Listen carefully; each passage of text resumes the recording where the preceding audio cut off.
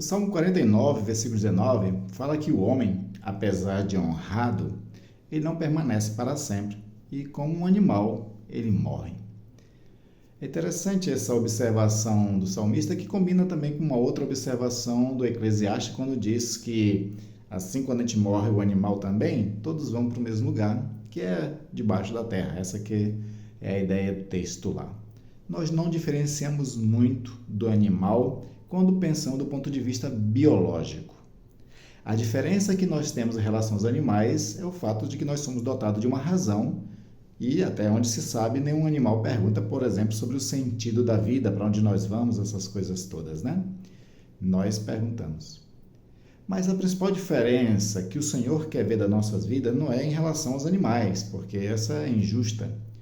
Mas o Senhor quer ver a diferença das nossas vidas em relação a outras pessoas, no sentido de quem serve a Deus e quem não serve a Deus, de quem é justo e quem é ímpio.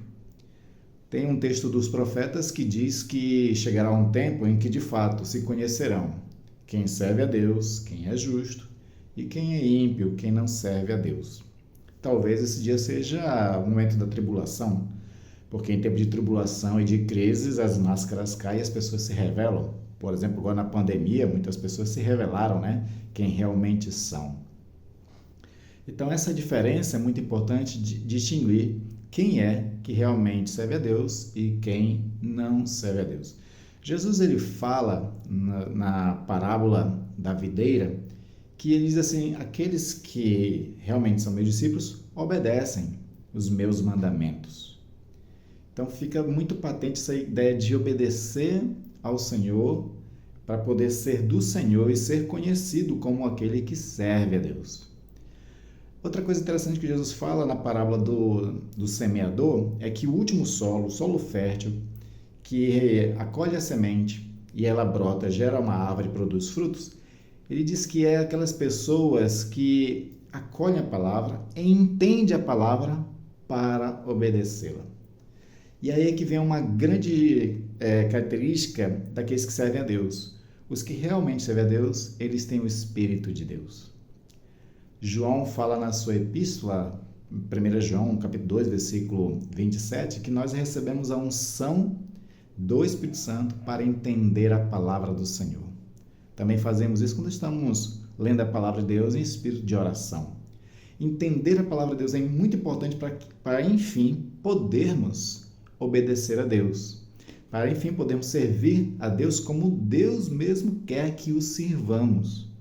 Porque chegará um dia lá no julgamento final em que muitos dirão, Senhor, nós profetizamos em Teu nome, nós expulsamos demônio em Teu nome, nós curamos em Teu nome.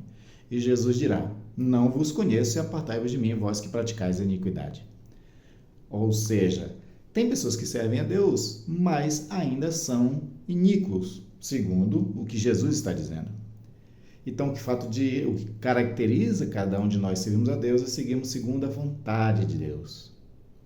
E essa vontade, esse entendimento da vontade de Deus se dá através da palavra de Deus, mas também através de um auxílio do Espírito Santo. É por isso que nós aprofundarmos na nossa vida espiritual é muito importante. Esse aprofundamento na vida espiritual, o mergulhar na vida espiritual através da oração, do estudo da palavra, da meditação da palavra, de viver uma vida com o Espírito Santo, de querer obedecer a Deus por intermédio dessa palavra. Esse aprofundamento é que nos faz distinguir entre nós e aqueles que não servem a Deus. Que todos nós sejamos conhecidos como pessoas que realmente somos de Deus, que obedecemos a Deus. A palavra do Senhor, ao estudá-la, ao mergulhar nela, com o auxílio do Espírito Santo, ajuda a mudar a nossa mente.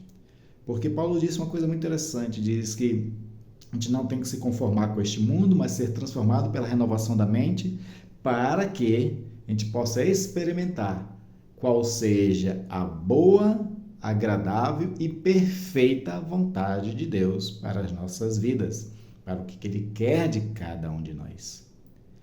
Por isso que a jornada da transformação passa por essa questão de viver uma vida espiritual, estudar a palavra de Deus, entender a palavra de Deus para obedecer a palavra de Deus e assim, a gente de fato fazer aquilo que o Senhor espera de nós e não o que a gente mesmo acha que devemos fazer para Deus. Porque de repente a gente pode ser qualquer pessoa que usa o nome de Jesus, mas usa em vão, onde o Senhor não nos conhece. Então, a vida profunda espiritual, a jornada da transformação, acontece quando temos intimidade com o Senhor, através da espiritualidade, através do estudo da palavra. E a minha recomendação é o seguinte: eu espero que você seja aquela pessoa que tenha, aquela prática da leitura anual da Bíblia, de ler a Bíblia toda. Mas se você não ler a Bíblia toda, não está praticando a leitura da Bíblia toda durante um ano, eu quero fazer uma recomendação para você começar bem, no sentido de estudar a palavra de Deus, praticar a vontade de Deus, para ser de Deus e ser conhecido como aquele que é de fato servo do Senhor. Eu quero recomendar para você que você leia todo dia 3 capítulos da Bíblia, mas não de qualquer texto. Eu vou indicar para você aqui que você leia o Sermão da Montanha. Por quê? É o seguinte: Jesus, quando ele vem, ele estabelece o reino de Deus na terra. O reino de Deus é o reino onde Deus governa, onde nós somos os súditos, os servos, e Deus é o nosso rei. E o Sermão da Montanha é a constituição desse reino. Todo reino, toda nação precisa de uma constituição, que é a normativa de como as pessoas devem viver nesse reino. Nós fomos constituídos cidadãos do reino de Deus. Olha que bênção, olha que coisa maravilhosa. E sendo cidadão do reino de Deus, nós devemos obedecer à Constituição do reino de Deus. E para mim, a Constituição do reino de Deus está resumida. A súmula da Constituição do reino de Deus é o Sermão da Montanha. Então, para que o Sermão da Montanha fique inculcado, cravado nas nossas mentes, nos nossos corações, a minha recomendação é que durante um mês, ou seja, 30 dias, você leia todos os dias os 3 capítulos de Mateus, capítulo 5 ao capítulo 7. 5, 6 e 7. São 3 capítulos somente e leia todo dia. Ao final de 30 dias você vai ler 30 vezes o Sermão da Montanha. Leia todo dia para poder realmente essas palavras ficarem guardadas no seu coração. Lá no Salmo 119, 11 diz, guarda a tua palavra no meu coração para não pecar contra ti, ó Deus.